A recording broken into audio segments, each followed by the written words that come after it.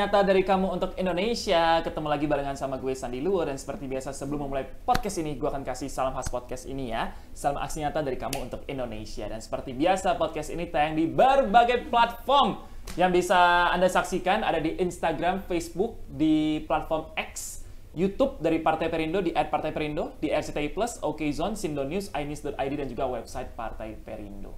Dan kali ini kita akan membahas tentang tantangan dan strategi membangun daerah tertinggal. Ini menarik banget karena yang gue ajak ngobrol adalah salah satu beliau ya, adalah salah satu sosok yang akan maju di wilayah yang cukup dekat sama gue karena gue lahir di sana.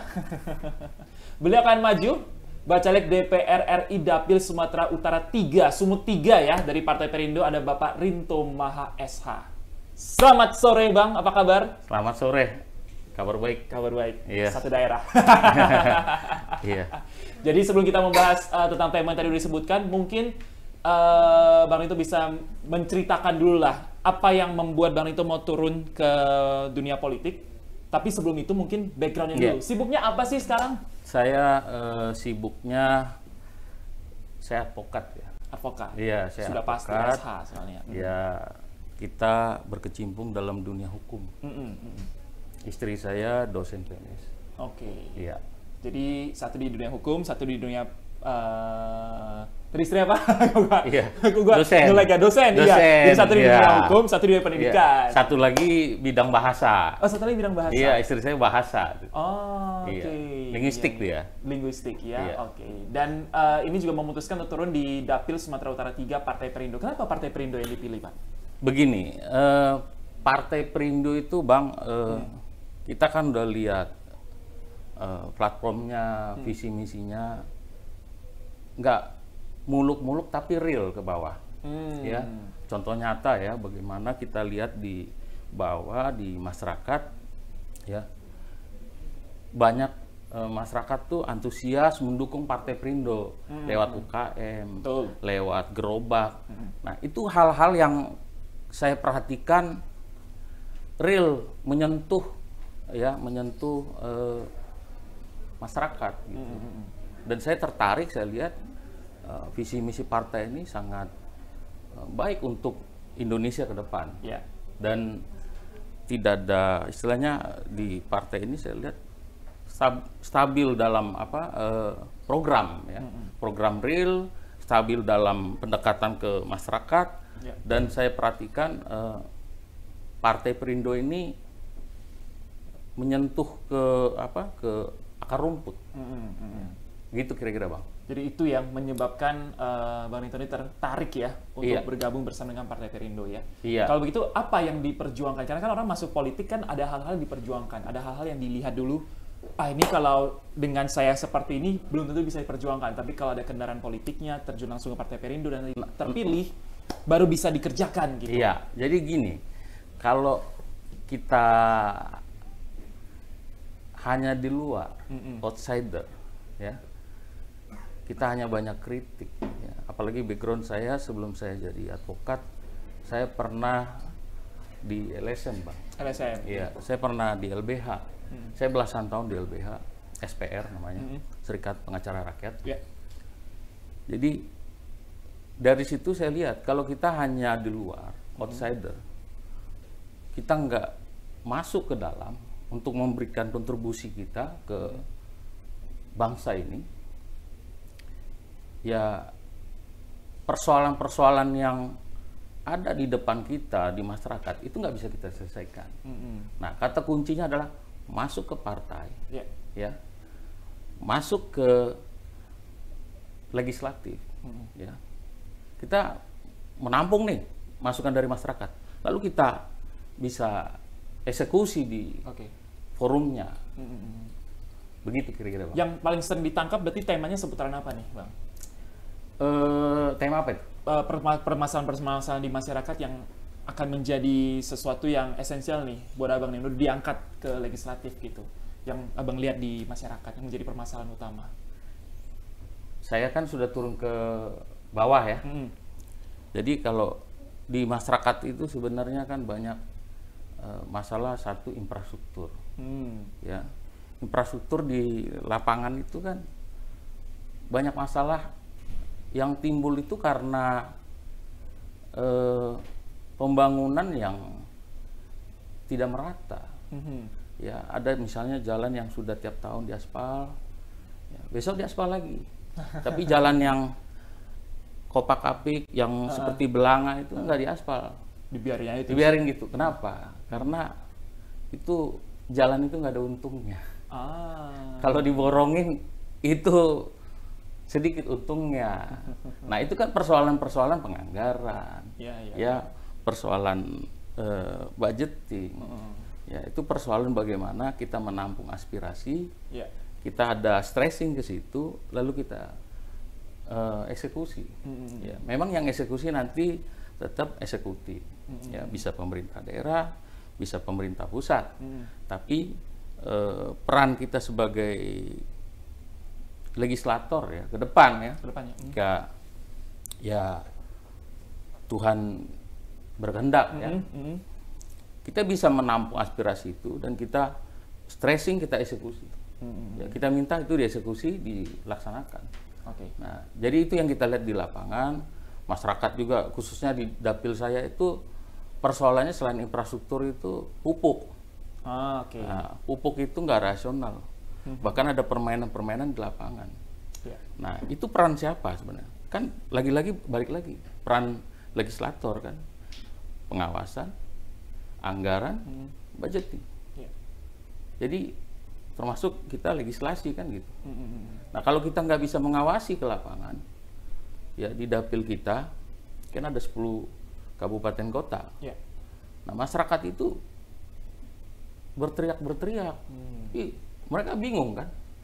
Nah, akibat dari teriakan yang tidak didengar, itu kan mengakibatkan satu kondisi mereka kecewa. Ya, kecewa itu ya mereka apatis. Lagi-lagi nanti PHP. Nah, itu yang kita lihat di lapangan ya. Masyarakat banyak yang nanti PHP. Tapi kita datang, kita sampaikan bahwa sebelum kita jadi caleg, ya kita kan sudah ada concern ke masyarakat, mendampingi masyarakat selama ini. Turun langsung, lihat langsung apa yang jadi keluhan mereka, ngobrol langsung. Betul. Pastinya juga kan baru pulang juga kan dari kelihatan wajahnya lelah, tapi tetap bersemangat. Tetap semangat lah. Untuk mewakili suara yang Dapil 3. Kalau begitu boleh kasih tahu nggak Bang, Dapil 3 Sumatera Utara itu wilayah mana aja? Mungkin Sobat Aksi Nyata belum ngeh nih sepenuhnya Dapil 3 itu di mana aja? Dapil 3 Sumut 3 namanya. Sumut 3. Dapil Sumut 3 itu pertama teman-teman yang ada di Binjai, Langkat, Tanah Karo, Dairi, Papua Barat, Simalungun, Siantar, Batubara dan Tanjung Balai. Luas sekali ya ini ya? Luas sekali. 10. 10 ya? 10 ya, 10. Wow. Ya. Saya baru dengar ini luas nih. Dengan kalau saya kan memang lahirnya dari Siantar nih Bang. Iya. Jadi langsung kebayang nih, ini peta persaingannya luar biasa ya berarti ya? Ya infonya ini dapil neraka. Tapi apa yang menyebabkan tetap mau fight gitu? Belum lagi mendengar-dengar kan kalau di sana emang sudah dikuasai oleh beberapa nama tertentu, partai tertentu katanya dari dulu gitu. Tapi tetap mau fight loh gitu, sampai turun ke lapangan, melihat, bertemu dengan warga. Begini, saya terus terang aja, kita didukung masyarakat adat. Ya, terus kita juga didukung masyarakat yang sering kita advokasi. Sewaktu saya lama di LBH, ya, saya sudah banyak advokasi masyarakat di Langkat, Binjai, rumah digusur, lahannya digusur, sengketa lahan, itu sudah kita lokalisir. Ya, jadi kita didukung masyarakat khususnya di Sumut 3. Itu yang pertama. Yang kedua, Bang, saya berangkat dari kepedulian saya. Saya tadi sampaikan, kalau saya hanya di outsider, di luar saja, berteriak-teriak, menyampaikan satu gagasan saya, tanpa saya masuk ke dalam, membantu agar persoalan itu bisa kita eksekusi, itu nampaknya nggak selesai-selesai masalah. Ya. Dan kita di masyarakat itu, yang paling penting itu kan bukan banyaknya uang kita, tapi bagaimana kita banyak datang ke lapangan, banyak lihat, banyak bertemu langsung ya, iya, mendengar langsung. Karena mereka sendiri ya, contoh nih ya, contoh di Tanah Karo. Tanah Karo kan secara ekonomi sangat cukup, di atas rata-rata. Petani di sana sangat cukup lah, ya. Jadi mereka sebenarnya kalau kita katakan dulu mau kita sodorin begitu, ya mereka juga nggak berharap itu. Mereka berharap kamu datang, salam, tegur, sapa, lalu dengar apa aspirasi mereka. Contoh di Tanah Karo lebih banyak mereka stressing masalah pupuk. Nah, kita nanti kalau dipercaya, dikasih amanah, bisa nggak kita eksekusi masalah itu? Nah, itu kan harus kita laksanakan. Terus di dairy, ya, dairy sama ada pupuk juga. Masalah infrastruktur, ya, di dairy itu luar biasa. Karena luas, lalu APBD-nya saya lihat kurang memadai.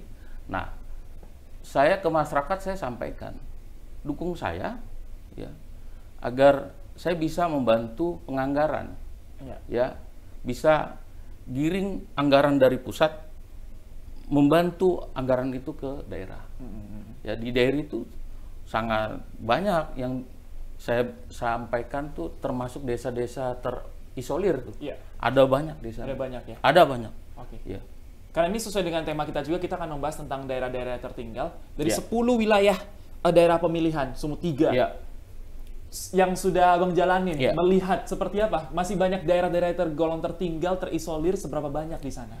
Yang saya kan sudah keliling ya, mulai dari Besitang sampai ke Simalungun, Batubara, Tanjung Balai. Yang paling banyak rusak infrastruktur ya, itu Kabupaten Deri. Ya, jadi Kabupaten Deri ini sebenarnya kan kita lagi-lagi kan ada 10 legislator di Dapil Sumut 3. Nah, bisa nggak ada bantu stressing anggaran untuk dairy? Karena saya lihat dengan anggaran APBD-nya sendiri juga nggak maksimal. Jadi memang harus bantuan dari pusat. Nah, itu peran dari legislator dari pusat. Nah, di dairy itu bahkan ada jalan yang sudah 50 tahun lebih tidak diperbaiki, Bang. Ya. Jadi mereka sampai apatis masyarakatnya. Tapi ketika kader Perindo datang ke situ, calegnya Rinto Maha, ya, mereka luar biasa antusias. Karena saya tidak menjanjikan hal-hal yang muluk. Saya hanya sampaikan begini, dukung saya sebagai saya orang muda di sini. Terus yang kedua, dukung saya untuk bisa mengadvokasi anggaran di sini. Ya. Kalau Bapak Ibu semua mau lihat kandidat atau caleg yang on the track dari awal dia, sebelum dia jadi caleg, ya lihatlah track recordnya. Ya, apakah orang ini nanti akan PHP atau tidak, kan begitu. Kalau yang dari Bang Rinto lihat, terutama di daerah ya, infrastrukturnya masih dalam tanda kutip berantakan lah gitu. Padahal kan anggaran sebenarnya ada. Apa yang menyebabkan infrastrukturnya jadinya tidak diperbaiki itu? Bahkan di daerah-daerah lain juga nggak merata. Ada yang maju banget, ada yang yang bagus, iya, kan? Ada yang bagus banget, gitu. Tapi ada yang bahkan tertinggal aja gitu, nggak disentuh sama sekali. Iya, kalau di Siantar kan cukup bagus ya. Di Binjai jualan tuh mulus malah. Iya, betul. Ya. Malah kemarin tuh Bapak Presiden Jokowi datang ke Binjai, tambah mulus lagi jalannya. Jadi yang paling menyedihkan itu memang dairy saya. Saya lihat bukan karena ini spesial, bukan. Ya, saya tetap sama 10 kabupaten ini akan kita perhatikan. Tapi kan kita udah turun ke bawah dari Langkat, Besitang sampai ke Tanjung Balai sana. Yang paling memperhatikan itu kan memang dairy ya. Jadi di dairy itu saya lihat anggarannya kurang. Secara anggarannya sudah kurang. Daerahnya sangat luas. Dan saya juga udah baca peta masalahnya ya, peta masalahnya itu APBD di sana 60% lebih untuk belanja gaji pegawai. Oh. Ya jadi ya kurang lah, berapa triliun? Ya itu kurang. Ya, jadi yang pada akhirnya habis untuk gaji pegawai, iya. sisanya baru untuk infrastruktur. infrastruktur untuk masyarakat gitu. Ya itulah apa kita ya, istilahnya persoalan-persoalan yang memang kita lihat ya. Dan masyarakat di Deri secara ekonomi pertanian tuh cukup sebenarnya, khususnya di Tanah Pinem ya. Tanah Pinem mungkin nanti bisa teman-teman bisa lebih mengangkat itu ya. Kecamatan Tanah Pinem tuh kenapa saya atensi betul? Karena saya lihat gini, program presiden kita soal food estate itu kan luar biasa sekarang. Bahkan hutan dari negara juga kan, hutan apa kan bisa dialihfungsikan untuk membuat food estate. Nah, ini di Tanah Pinem masyarakat itu udah mengelola pertaniannya dengan cukup baik. Ya, ada jagung, ada gambir ya. Pertanian mereka sangat luar biasa untuk menyokong kota-kota di sekitarnya, contohnya Siantar dan Medan, ya bahkan sampai ke Jakarta. Tapi infrastrukturnya tidak memadai sekali. Bahkan kalau saya bilang jalan itu sangat tidak layak dilalui manusia. Bukan hanya terjal, tapi jalannya pun ya bergelombang berbatu. Wah, bergelombang berbatu. Ya kalau saya bilang mobil bukan double gardan nggak bisa. Nah itu harus kita perhatikan. Jadi mereka sebenarnya kepingin masyarakat di situ perhatikan ini. Betul. Karena kalau infrastrukturnya bisa dibenerin, ekonomi juga akan maju juga, Pak ya? Maju dong. Salah satu tentunya maju. Juga. Iya. Jadi saya memang sangat atensi Kecamatan Tanah Pinem, bukan karena ini spesial sama saya, bukan. Tapi lebih kepada mereka lebih membutuhkan infrastruktur itu diperbaiki. Itu apa realitas. Dan caleg DPR RI yang satu-satunya berkali-kali ke Kecamatan Tanah Pinem itu saya. Ya, karena memang saya sudah tanya ke bawah. Dan memang kalau mau ke sana tantangannya mobilnya itu harus hardtop, double gardan.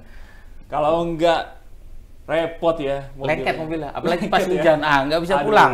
Begitu ya. Aduh, udah mulai kebayang ya sebenarnya seperti apa wilayah di sana ya. Tapi memang kalau ngomongin tentang pemilu, menjelang pemilu, selalu ada isu soal uang nih, Bang. Isu politik uang gitu. Selalu jadi perbincangan. Apa yang Bang Nito temukan belakangan ini, terutama di masyarakat? Mereka masih mau nggak sih untuk hal seperti itu? Dikasih menjelang hari H atau banyak. Jadi itu kan karena ada beberapa faktor ya. Pertama karena ya bisa saja karena sikap apatis. Ya, karena siapapun yang nanti terpilih nggak ngaruh buat mereka ya. Mungkin nggak mengaruh, nggak berpengaruh gitu, ya. Aja, terus yang kedua begini, karena kekecewaan yang sudah berulang kali kan. PHP lah, nanti duduk bohong, janjinya bohong. Mana janjinya kan begitu. Dan yang ketiga memang karena satu sistem demokrasi kita di lapangan yang saya lihat ya ada beberapa yang kepingin instan, dia nggak pakai gagasan, tapi uangnya aja mengalir. Nah itu siasat kita di lapangan, perbanyak turun ke masyarakat, ya.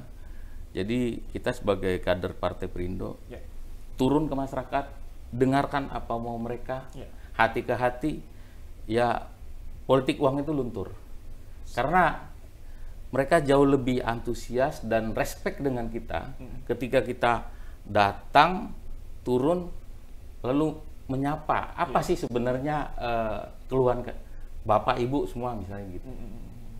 Atau ada yang pernah saya dengar juga, siapa yang ngasih, ambil aja uangnya tapi tetap milihnya yang kita pengen gitu ya. Iya bisa juga. Ya, banyak ya. Tapi ya contoh begini kan, saya kan udah lihat juga di Langkat contohnya. Di Langkat itu isu tentang politik uang di DPR RI itu nggak terlalu besar. Tapi mereka lebih senang kita datangin. Ya. Sudah mulai lebih terbuka lah. Iya, lebih terbuka. Ya, contohnya di saya kembali lagi tadi Tanah Karo ya dengan di Kecamatan Tanah Pinem tadi, mereka lebih senang aspirasinya didengar. Oke. Ya. Dan ini sebenarnya sebuah sinyal yang cukup positif ya, karena masyarakat kita akhirnya tidak bisa digeli, ya kan? Ada banyak sekali, banyak. Iya. Jadi itu tergantung pendekatan kita ke lapangan ya, ke masyarakat ya. Kalau kita melihat data, angka golput cukup tinggi di tahun 2019, mencapai 18,02% dari jumlah pemilih. Apa yang akan dilakukan nih biar angka golputnya tidak terus meningkat gitu? Terutama kan tahun 2020 sebenarnya banyak pemilih pemula kan yang pertama kali milih gitu. Pandangan dari Bang Rinto silakan. Ya, begini Bang. Kalau kita kan sebagai kaum muda ya, pertama-tama yang harus kita angkat isunya adalah kita ingin memberikan kontribusi ke bangsa dan negara ini, tapi dengan satu gagasan yang sifatnya kita idealisme. Ya, anak-anak muda ini kan banyak golput juga karena satu mereka apatis tadi. Tapi kalau kita kasih contohnya pandangan, ini loh kita akan buat ini gagasan, kita akan ke sini, kita akan bantu ke sini, ya. Lalu kita banyak menyapa mereka di lapangan, di masyarakat. Saya rasa istilah golput ini mungkin mulai berkurang, ya. Dan kita sebagai anak-anak muda ini harus optimis, ya. Saya percaya kalau teman-teman kita yang masih muda ini kan pikirannya masih polos, ya. Tapi mereka kalau kita berikan satu pencerahan bahwa kita mau bangun bangsa dan negara kita ini dengan gagasan dan ide, bukan dengan uang, ya. Artinya bukan dengan isu uang di bawah, tapi membangun gagasan dan ide, karena itu yang benar. Yang paling benar adalah sebelum kita terpilih atau ketika kita caleg, kita kan harus banyak satu mendengar aspirasi.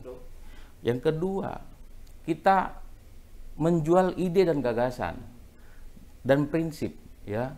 Yang ketiga, ketika kita terpilih, membuka keran itu. Jadi harus dipastikan bahwa keran itu dibuka. Keran apa itu? Dana dapil, dana reses. Ya, itu penting. Jadi transparansi kita sebagai wakil rakyat, ya. Prinsipnya wakil rakyat itu tidak boleh lebih tinggi kedudukannya daripada yang diwakilkan. Kan begitu? Sama seperti orang memberikan satu kuasa hukum khususnya, surat kuasa khusus misalnya.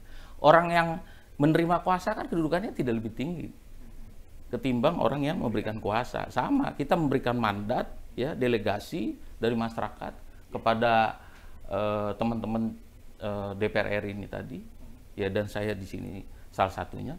Tentu saya harus bisa kedudukannya itu tidak lebih tinggi dari rakyat. Maksudnya apa?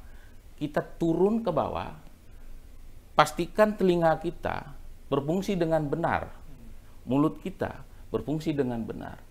Lalu kita tidak pura-pura tuli ke depan, ya, setelah kita naik itu.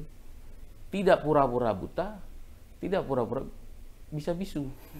Ya, itu paling penting. Nah, kalau kita bisa sampaikan gagasan ini ke masyarakat, tentu kan mereka lihat, oh ini caleg yang berkualitas. Ya, mereka bisa tandai kita. Kalau istilah Medan tuh kutandai kau. Kutandai kau, ya. Jadi kita ditandain. Kita punya kredibilitas, kita punya gagasan. Nah, jadi untuk apa mendukung caleg, ya?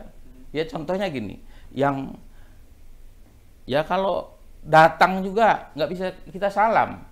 Ya, besok udah terpilih ya tutup kaca. Nah, kita sih berharap begini, kita tetap bisa membumi, ya, tetap di bumi, ya, bukan di langit, ya, tapi kita tetap bisa mendengar aspirasi masyarakat, ya, apalagi partai kita tujuannya adalah mensejahterakan bangsa dan negara ini, masyarakat Indonesia, kira-kira begitu, Bang. Oke, pastinya apa yang sudah Bang Rinto sampaikan, semangat ini sesuai juga dengan apa yang dikerjakan oleh Partai Perindo, ya, semangat yang boleh sebelumnya. Semangat yang produktif, solutif, modern, bersih, berintegritas, peduli dan turun tangan untuk Indonesia sejahtera. Dan untuk mendaftar sebagai anggota Partai Perindo, bisa mengunjungi website www.partaiperindo.com atau klik aja link yang tersedia. Jangan lupa juga download aplikasi Partai Perindo di App Store dan Play Store atau scan barcode yang ada di bawah ini. Kalau begitu terima kasih untuk Pak Rinto Maha yang sudah datang sore hari ini. Kita doakan yang terbaik ya. Sumut 3 ya. Optimis. Dapil Sumut 3. Sehat-sehat selalu. Sama-sama. Semoga kita segera bertemu lagi, bisa ngobrol lebih banyak lagi. Siap dan Bang. Terima kasih juga untuk Partai Perindo yang selalu bergerak dengan aksi nyata. Semoga Partai Perindo semakin sukses dan maju terus untuk Indonesia sejahtera. Salam aksi nyata dari kamu untuk Indonesia. Sampai jumpa lagi di podcast episode berikutnya. Dah. Marilah seluruh rakyat Indonesia, arahkan pandanganmu ke depan. Raihlah mimpimu bagi nusa bangsa, satukan tekad untuk masa depan. Pantang menyerah, itulah pedomanmu. Hentaskan kemiskinan cita-citamu, rintangan tak menggentarkan dirimu. Indonesia maju, sejahtera tujuanmu, nyalakan api semangat perjuangan. Dengunkan gema, nyatakan persatuan oleh Perindo.